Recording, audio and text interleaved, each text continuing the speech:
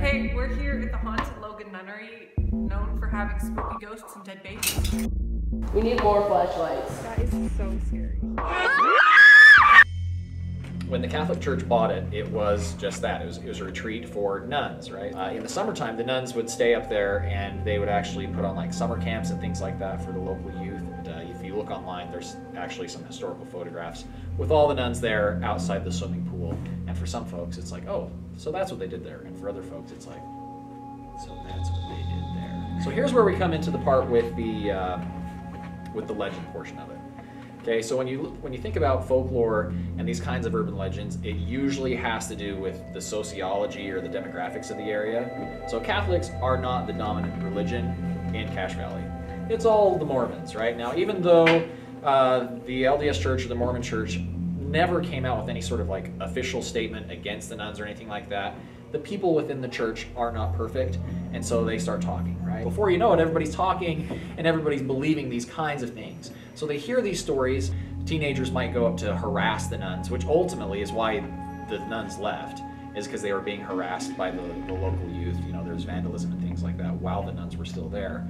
But teenagers would go up there and they'd look around and where they've heard this story about, you know, nuns being pregnant and things like that, they'd say, oh, well, this swimming pool, this is where they drown the babies, right? Things like that.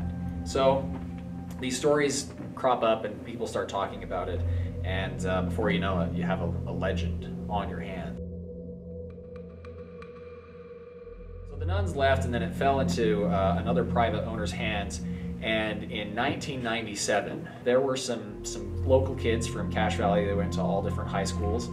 They decided that they were going to go do legend tripping, right? So legend tripping is when you go to a site that is allegedly haunted and you go to see what's there.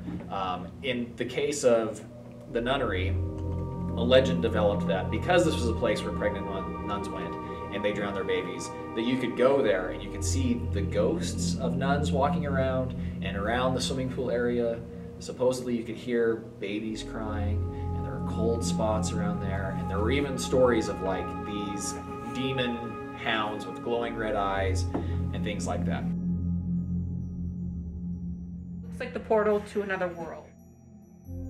So these teenagers in 1997 went up there to see what they could see. Now there were some guys that were living there. I don't know if they were friends of the owner at the time or if they were just squatting, but they kind of took it upon themselves to be guards of this place.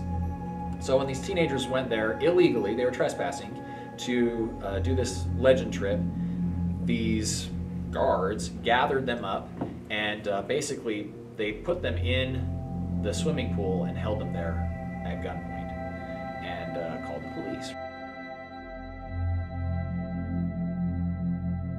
The nunnery, the thing that, I don't know, it just kind of draws its mystique is the fact that to go there, because it's privately owned and because it's usually fenced off, it's illegal to go there, and teenagers like doing things that are illegal, and so that's one of these draws to go to St. Anne's Retreat.